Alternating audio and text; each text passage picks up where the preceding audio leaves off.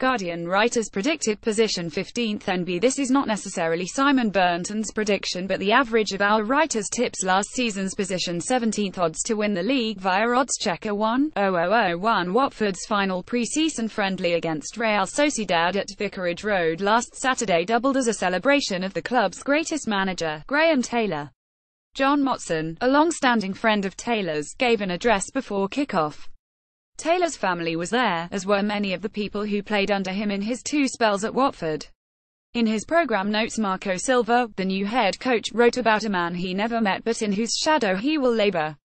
"I've only been here for a short time, but it is already very clear to me the wonderful work that Graham did for this club and this town over many years," he said. "It seems to me that he had a real connection with the fans, and I believe that is one of the most important things a manager can have. A team always needs its fans, especially in the difficult moments." Watford. The day was revealing in many respects, but to those who followed the team last season this seemed a particularly pointed statement. Perhaps the most notable of Walter Mazzarri's failures was his complete inability to connect with his team's supporters. His bullish comportment, his refusal to admit to failures, his team's inconsistent and frequently underwhelming performances, indifferent results and his inability to speak English all contributed to a relationship that was never more than cordial. During the 6 consecutive defeats with which Watford ended last season, it soured further, so that by the time his departure was announced with 1 game remaining there were few who reacted with anything other than relief. With the benefit of hindsight, it is apparent the Italian was never suited to the job in the first place. A man such as Mazzarri, with a heavyweight ego and an abrasive personality, requires the time and support needed to assemble a squad bloated with believers and stripped of skeptics. Watford's model requires a more flexible figurehead, a man who will take whatever he is given and find a way to make it work. After Watford announced their decision to sack Mazzarri, their chairman and CEO, Scott Duxbury, described the role succinctly. "Changing a head coach for us isn't perhaps as dramatic and doesn't have the upheaval that at other clubs it would," he said. "His job isn't about developing the academy, the infrastructure, the football in a community offering. That's something that others in the football club do. All we want the head coach to do is develop the squad that's given to him and get the best out of it and try to move the team forward." It is obvious what attracted them to Silva, who at Hull last season did precisely that. Hull were bottom of the table when he arrived in January, with 13 points from 20 games won at the rate of 0.65 points per game. By the time Watford departed the KCOM Stadium in April, having lost 22 aside whose motivation and determination had not dropped despite playing most of the match with 10 men, Silva had won 20 points in 14 outings at 1.43 points per game. If that level of achievement could have been sustained across the entire season, Hull would have finished 8th, 8 points clear of the team in 9th.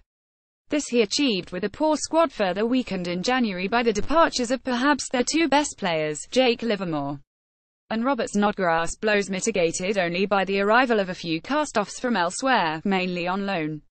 His appointment was surely informed by what Duxbury and others saw that day, a positive impression that survived a disappointing conclusion to Hull's season, in which they lost the last 3 games by an aggregate score of 131 and succumbed to a relegation that, by way of a silver lining, allowed Watford to appoint Silva without financial penalty. It was the first and most important arrival in what has been another busy summer for the club.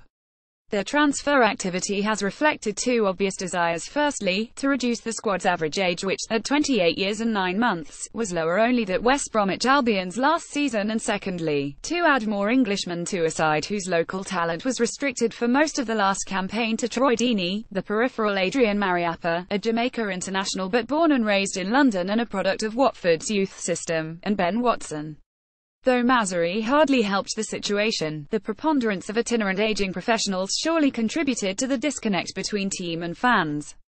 Watford Tom Cleverley, whose 28th birthday falls on the opening day of the season, answers one problem more than the other but is a full England international, and having won the Player of the Season award when on loan at Watford as a 20-year-old, was eagerly re-embraced by the supporters when he arrived from Everton in January, a temporary move since made permanent.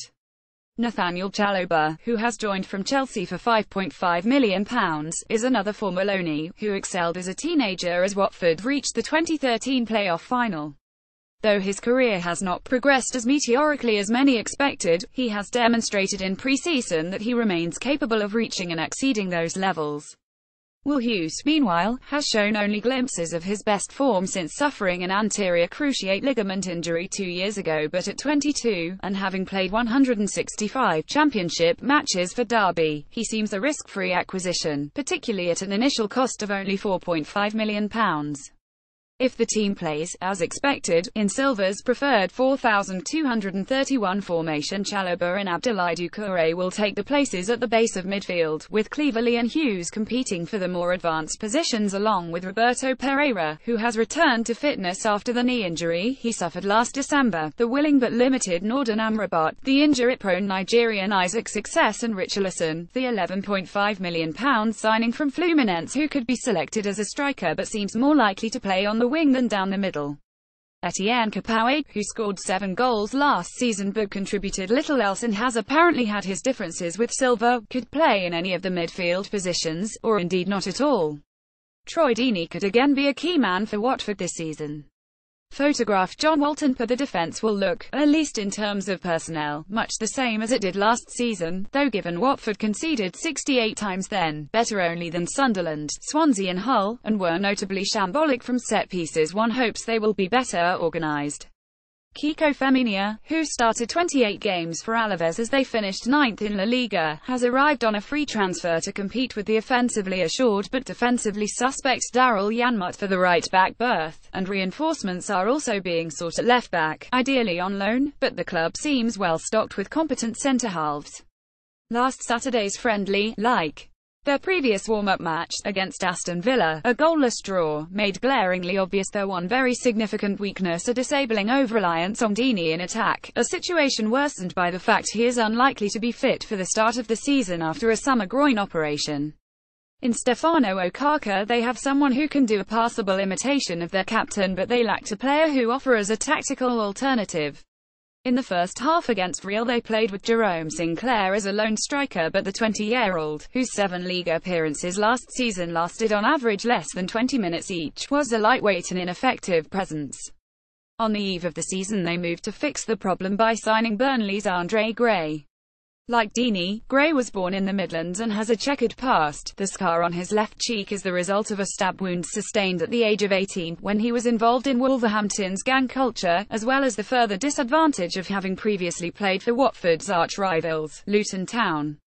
However, he has a fine goal-scoring record, brings pace to a previously pedestrian attack and adds tactical flexibility, being able to play either in partnership with Deeney or instead of him.